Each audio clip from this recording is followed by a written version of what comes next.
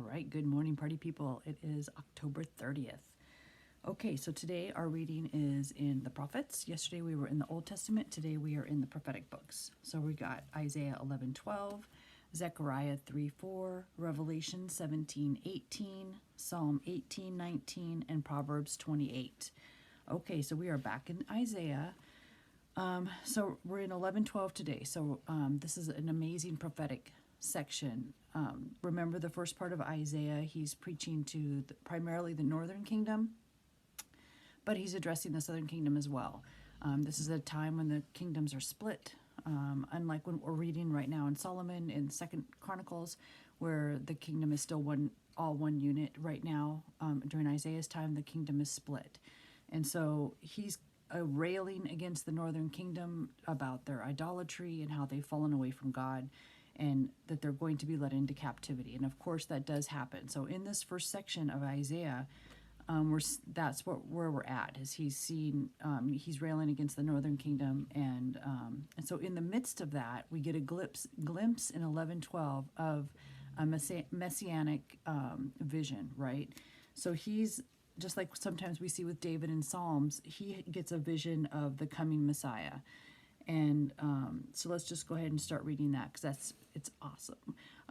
But before I even go there, 11:12 is also symbolic, because what's really interesting is when he gets this vision of the Messiah and what's coming, beyond what he's already attacking the northern and southern kingdom for, turning away from God.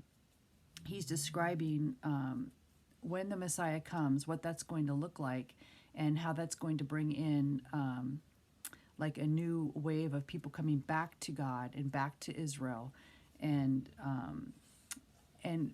like when God rescued them out of the Egypt and they crossed the Red Sea, at the end there was a psalm. So here in chapter 11, you're seeing the coming of the kingdom of Jesus, what that's going to look like, and how that's going to bring in a new exodus of people back to Israel. And then chapter 12 is just like when Miriam and Moses sang the hymn of praise. Chapter 12 is a hymn of praise in response to that vision and what it's going to be in the future with Messiah. So it's really interesting. So we'll start with chapter 11. It says, there shall come forth a rod from the stem of Jesse. Now, rod is capitalized, so that's always messianic. When you see rod or branch or root, it's always a messianic inference. And stem of Jesse is David, because Jesse was David's father. And a branch shall grow out of his roots. So it says, there shall come forth a rod, capital R, from the stem of Jesse, and a branch shall grow out of his roots. And the branch is capitalized. So this is all referring to Jesus. The Spirit of the Lord shall rest upon him, the Spirit of wisdom and understanding, the Spirit of counsel and might, the Spirit of knowledge and the fear of the Lord. Now, when you see this fear of the Lord here, it's not afraid, it's reverence. It's just a walking in the holiness and reverence of God. His delight, now that we're in verse 3, his delight is in the fear of the Lord, and he shall not judge by the sight of his eyes, nor decide by the hearing of his ears. So here, when it says his delight is in the fear of the Lord, that word delight has the inference there is smell. The word is smell. So if you go to the Bible app and you look it up, it'll say smell. So what's interesting there is, so his delight or his smell is in the fear of the Lord. So his smell is in the reverence of God. So that gives a whole connotation. In the Old Testament, when you looked up, when they would give a sweet smelling aroma, a sacrifice to the Lord, it would say, and they presented a sacrifice to the Lord, it was a sweet smelling aroma to the Lord. So there's an idea of there in the Old Testament that it's touching base there on the sacrifice and how that sacrifice was smelled sweet to God, but also that his delight or smell in the fear of the Lord is reverence. So that's also going to be a representation of his walk with God. And hold on a second, sorry. Hush! Hey, Mickey, shut up. And so, in a way, he's going to be smelling like the Lord, right? Because he is the Lord. He is God. Then it says, so there's a whole bunch of stuff you can look into there. I'm just barely touching on it. But this whole idea in verse 3 of his delight or his smell is in the fear of the Lord, his reverence of the Lord. And he shall not judge by the sight of his eyes, nor decide by the hearing of his ears, but with righteousness he shall judge the poor.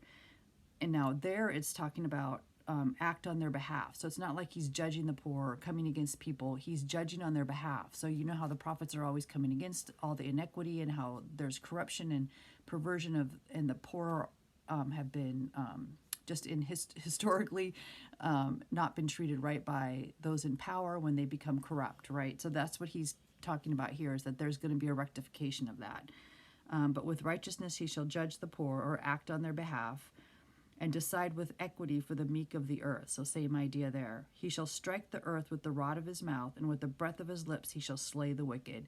So we see a picture of that in Revelations when it talks about a sword from the mouth of Christ, right? When he comes back, how, and again, Jesus is the Word, so he's there's so much about that. He's the Word. He spoke, the world was created with a spoken word.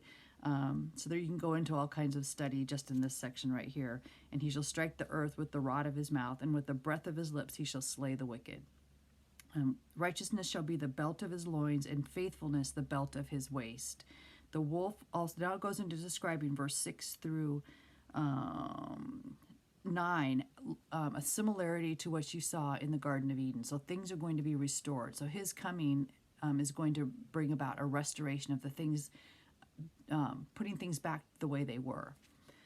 So the wolf shall also dwell with the lamb, the leopard shall lie down with the young goat, the calf and the young lion and the fatling together, and a little child shall lead them.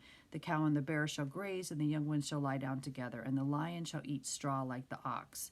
The nursing child shall play at the cobra's hole, and the weaned child shall put his hand in the viper's den. They shall not hurt nor destroy in all my holy mountain. For the earth shall be full of the knowledge of the Lord, as the waters cover the sea. So that's interesting too, the knowledge of the Lord. So it's not just, so there's a context there that it's not just knowledge, head knowledge, right? It's almost like it's just like I talked about how angels and people that are come in the presence of God have there's a saturation that happens.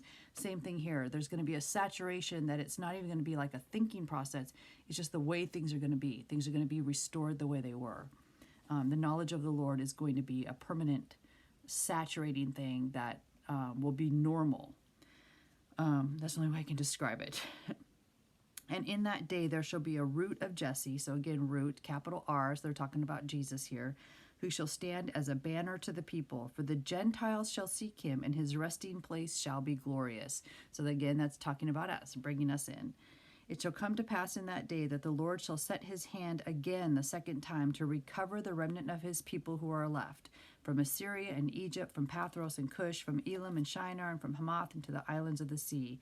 He will set up a banner for the nations, and will assemble the outcasts of Israel. So they're going to come back. And gather together the dispersed of Judah from the four corners of the earth.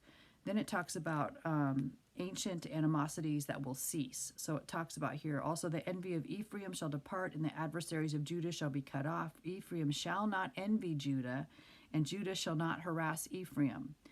But they shall fly down upon the shoulder of the Philistines toward the west. Together they shall plunder the people of the east. They shall lay their hand on Edom and Moab. And that kind of refers back to the future end times battle as well.